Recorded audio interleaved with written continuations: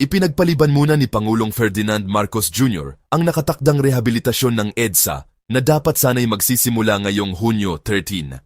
Ayon sa Pangulo, kailangan munang pag-aralan muli ang proyekto para tukuyin kung may mas modernong teknolohiya na pwedeng gamitin upang mapabilis ang proseso. Imbes na 2 taon, baka raw mapagaan o mapaikli pa ito.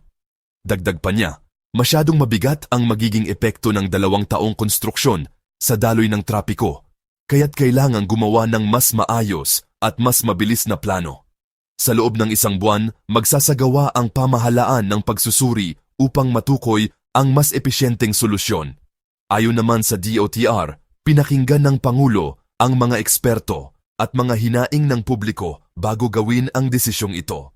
Kung natuloy, tatagal sana ang proyekto hanggang 2027, 1 taon bago matapos ang termino ni Marcos. Sa ngayon, pause muna ang EDSA rehab habang hinahanap ang mas mabisang paraan. CSTK channel subscribe, follow, like and share.